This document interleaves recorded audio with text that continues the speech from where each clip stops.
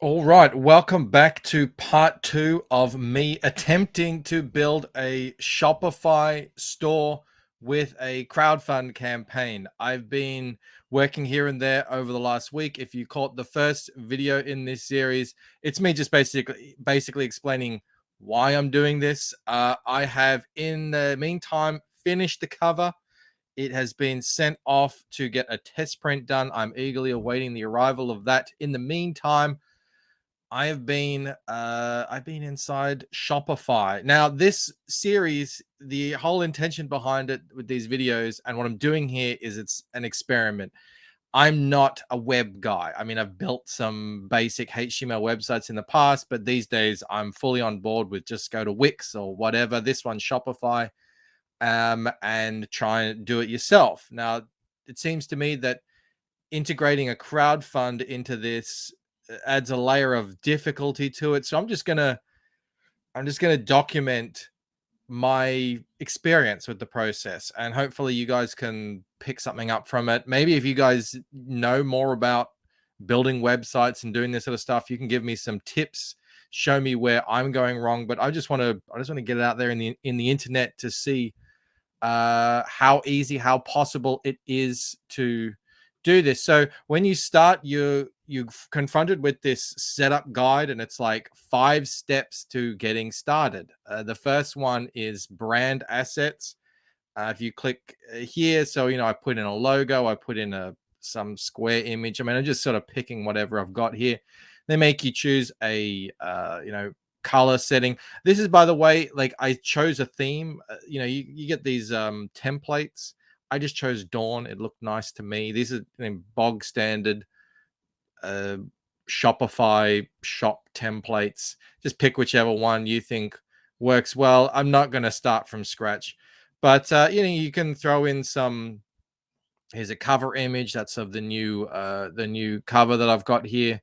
And yeah, so just add in some social links, blah blah blah. Okay, all straightforward so far. And then this is the I guess the editing page for the home page. And all this stuff here, you can click and edit to a certain degree. I wanted to be able to change these icons here. I don't think it lets me. It'll let you change the colors here and there. You can change the size of the logo. Obviously you can edit all this text. And I haven't really done anything under here. This page here is what I imagine is similar to what Eric July has when you go to rippaverse.com. It's like, a splash page sort of showing what he's all about, what he's doing, this and that. And then it has a link to the campaign. So what was the next thing here? It was so that was customize your theme. Oh yeah, and then you add a product. So I tried to add the crowdfunding app, and it said you have to add a product to have the crowdfunding app. So I was like, all right, well, that's easy enough to do. So I added the Lucent Waking Dream second edition. And it's just pretty. I mean, it's pretty straightforward. You put in the title, you put in the description, you put in the images. I haven't really played around much with all this stuff here. Look, I don't want to call it Waking Dream. I want to put my name there. I wondered where I could edit that. All right, there we go. Save on that. Nice. All right, good. I'm learning things. It's a learning experience. I think a lot of the time when you're setting this up will be you scratching your head about where to find things. That's been my experience so far. I think it could be about 3 times as more user friendly than it is, but I understand how these things go. They have their own system set up. I'm sure there are people who are whizzes at Shopify who can set up a store in 20 minutes. That's not me. So okay, so once you've got this set up, you can add in variations. I've got signature variations here. It shows you what it's going to look like in search engines, blah blah blah. It's pretty straightforward so far. Moving on, there's this settings section, which again was a little bit difficult to find Shopify.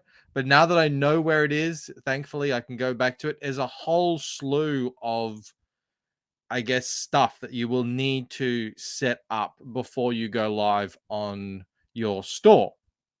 First and foremost of which, one of them was payments. So these all came in default. You got Visa, MasterCard, Amex, whatever this is, Shop Pay, Apple Pay, GPay. You do have the option of adding in PayPal. However, keep in mind that this is what caught Eric July up. PayPal will only allow pre-sales, pre-orders for up to 20 days. So if you're not shipping the pre-order within 20 days, don't do PayPal because they will hold your money. And Eric July and many others have had that happen to them. Eric, it happened to the tune of $1.3 million.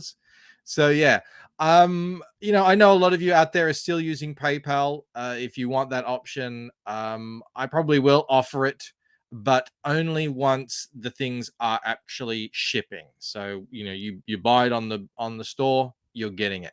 So that'll come a bit further down the line, but you just have to turn it on. What else have I got here? General profile. Oh, this is shipping. Now this is far superior than what you get on something, say, like Kickstarter or Indiegogo. You can set the shipping up according to price. You can set the shipping up according to weight. That is how I've done it. So I have a domestic rate. It's $10 Australian. That's just a flat rate.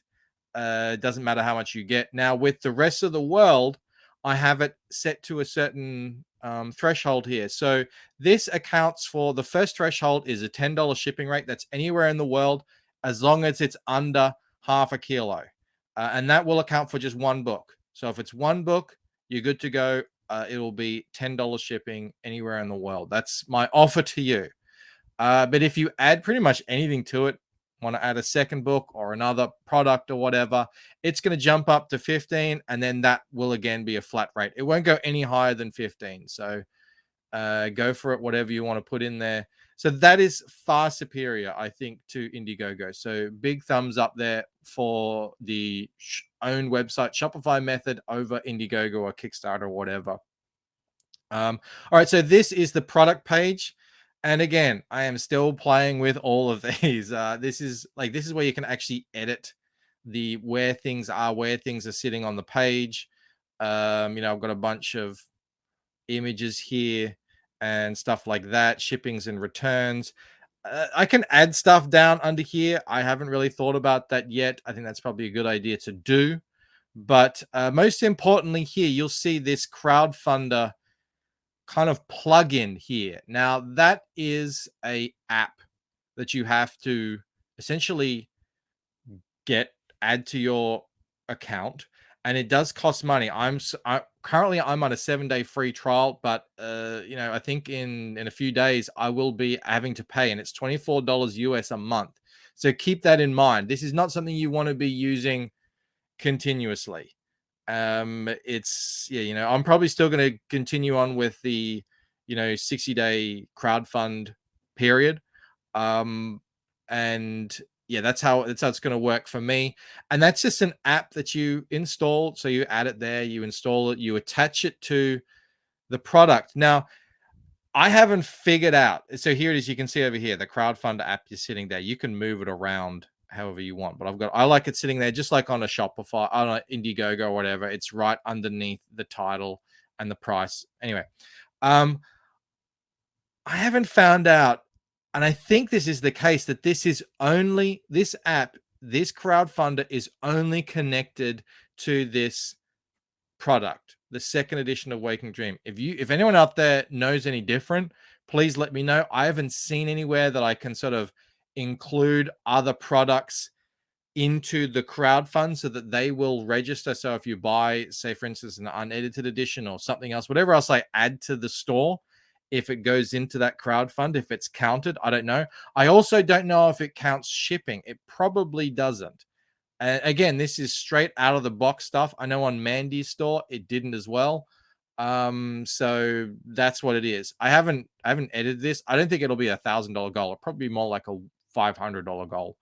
I've got it set up in US dollars. So that's what that is. Now, however, once you do scroll down though, I have added like other products right there on the campaign, on this product page. I mean, I'm calling it the campaign page, but it is essentially a product page.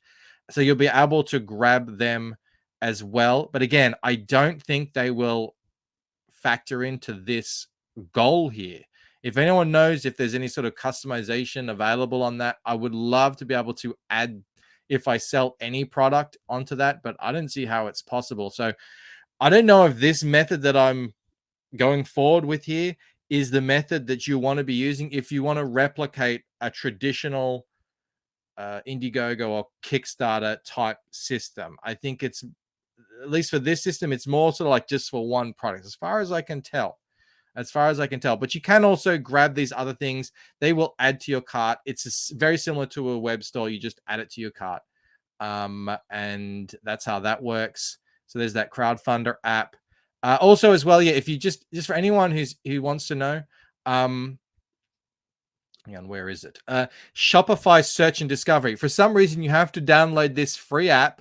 It's not included by default into Shopify. You have to add that if you want to add these here. So yeah, I don't know why they didn't come default, but just that was a bit of a head scratcher for a while there. It is there. So moving forward, this is how it looks at the moment. I mean, if you go to the home page, it's going to look like this. There'll be stuff under here eventually, but this will be the main thing.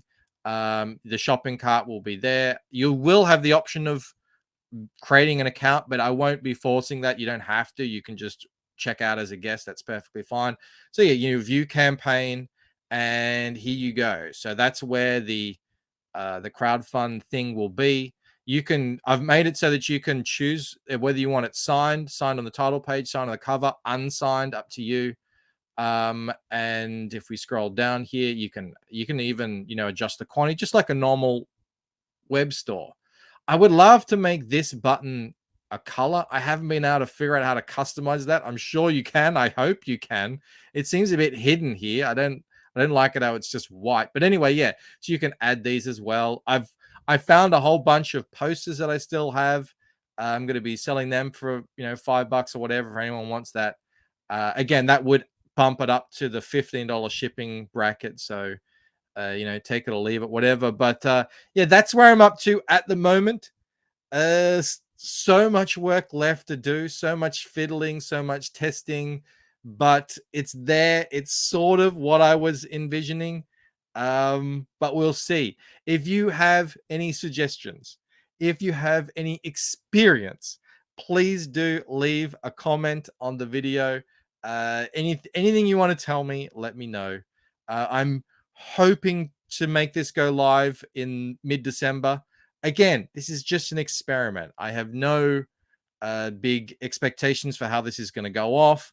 It's really just a way to see if this is feasible, viable, easy, and to offer this offer Waking Dream for people who you're just hearing about the Lucent for the first time now. They don't have to wait until Painted Death fulfills.